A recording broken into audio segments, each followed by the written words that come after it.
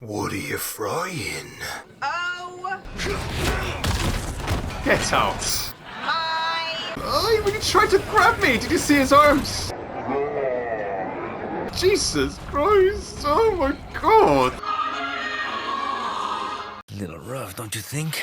Released in 2005, Resident Evil 4 took the gaming world by storm, with overall reviews averaging out between 9 and 10 out of 10 across the board. It was by far the largest game to come out of this series at the time, with lots of different locations to explore, multiple weapons to collect and upgrade, treasures to find, a whole host of bosses to fight, and about as many enemies to dispatch than all Schwarzenegger and Stallone films combined. Sprinkle in some cheesy dialogue, a revolutionary over-the-shoulder mechanic that brought the action closer to the player, and an atmosphere that made it harder to tear away from than an invite to the Playboy Mansion.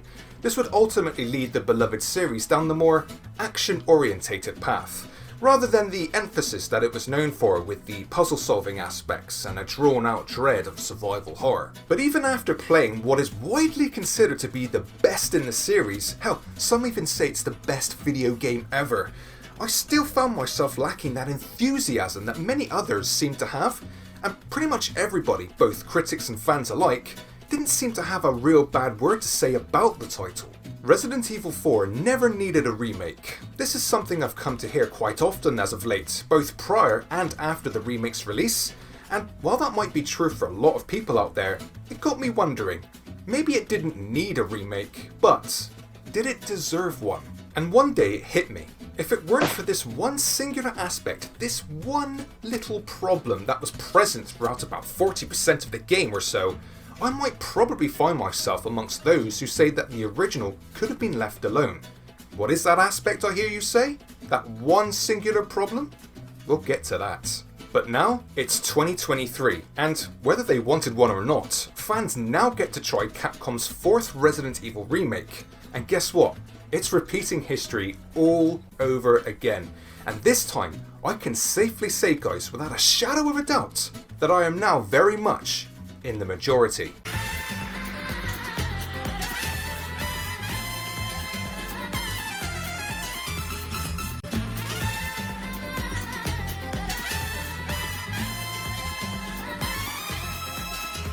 Resident Evil 4 Remake is fucking good, and I cannot stress this enough, guys. It is balls to the wall, 100% grade A, entertaining as hell, bang for your buck, fun. I haven't had this much enjoyment, this much of a challenge, and this much excitement in a Resident Evil game in a long time. And this is coming from a guy who's not only played the hell out of this series since 1996, but is harder to effectively please than Gordon Bloody Ramsay. Shut it and watch! I don't give a fuck if you got a thumb up your fat crack! It does pretty much everything I could have wanted in a remake. Not only have Capcom kept the core fundamentals of what made the OG great to begin with, it mixes in some new and surprising features and moments that make it a true standout experience. Oh, what the fuck?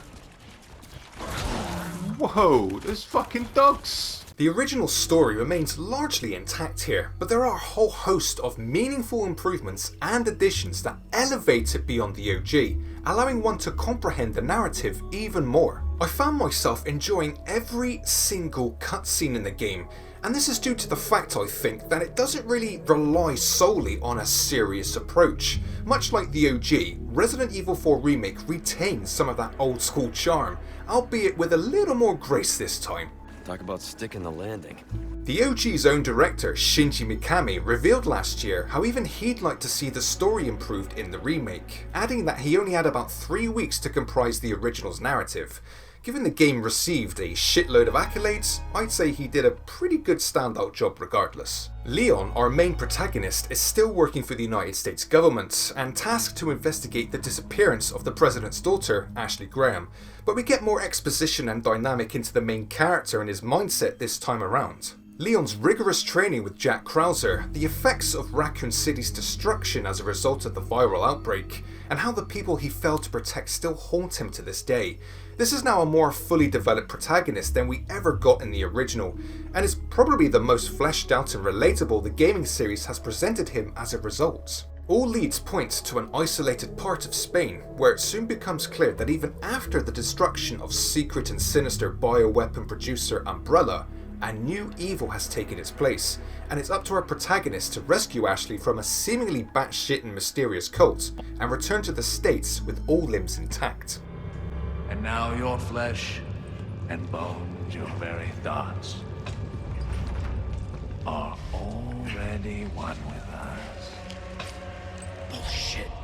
I recently ran a poll on my channel that asked my subscribers which character was improved upon more in the remake, and as you can see, it's almost a dead heat between Ashley and Luis Serra. While there are a mixed bag of improvements and some shortcomings to the majority of the supporting cast of characters in this game, such as the main antagonist Osmond Sadler's fleshed out control over the Las Plagas, I thought that was really well done here, or the controversial changes made to the Ada Wong character, namely her voice actress who, in my opinion, got more undeserved heat than a dog who's missing his master's leg.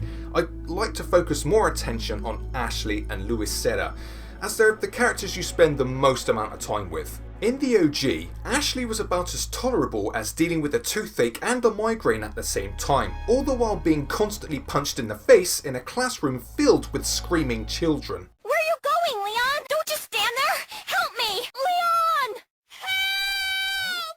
Help me, Leon! Help! Leon! Leon! Leon! Leon! But in this remake, she's like a totally different person. I like this Ashley. Not only does her voice no longer reach levels that only dogs can hear, but she goes beyond just being this generic damsel in distress character. She's a lot more helpful now. She asks Leon how he's doing from time to time. She helps him solve puzzles. She keeps spirits up by making the odd joke and has an all-round modern approach in terms of both her figure and her standing. Now don't get me wrong, she's still just as vulnerable as she was in the OG pretty much, with no real weapon training or combat experience to speak of, and I was initially worried on some level that she'd be this kind of self-reliant character who doesn't need a man to save her from this ghastly cult, you know what I mean? But she willingly goes out of her comfort zone here, all the while justifying Leon's mission in rescuing her. This is an Ashley I can now more than certainly get behind. In a manner of speaking, of course. Leon! I got it.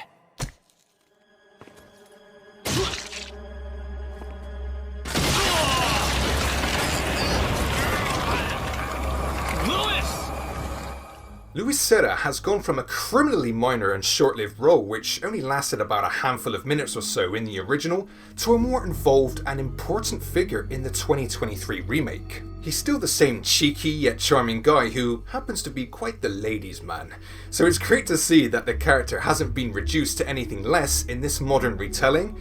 His redemption arc hits way harder in this version too.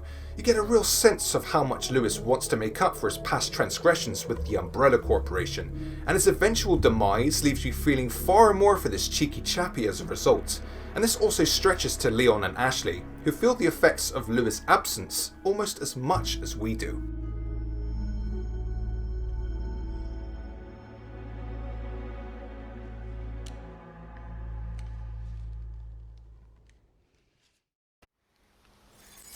Chapter 1, here we go. Woo-wee. That is good looking. The story and its colourful characters are all wrapped up and supported by the incredible atmosphere. Resident Evil has never looked better. Capcom's ever-evolving RE graphics engine ensures that you never get bored of your surroundings. And while on release day the game suffered from graphical and performance issues, these have since been largely addressed and patched. With a harder focus on a more grounded, gothic theme that is practically present throughout the whole game, I was about as mesmerised as a moth to a flame throughout my 28 hours of playtime. Gone are the more ludicrous environments like the lava pit in the 2005 version. Where the hell did Salazar get that shit anyway? I think it's clear that Capcom wanted to make this version a little more grounded in reality, in keeping with the past 3 remakes, while still maintaining a smidgen of that fantastical vibe to sate our hungry eyes. God damn, you're a big boy.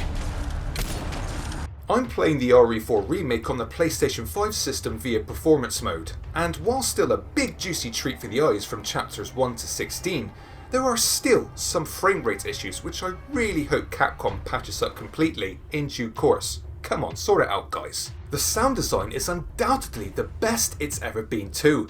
Pulling out your Red 9 or shotgun and blowing the shit out of your enemies never felt so satisfying and impactful. And with some of the most tense and exciting music you'll ever hear in a modern Resident Evil title, you'll have a hard time putting your controller down, I guarantee it. Jesus Christ. Whoa. Oh my god, here he is.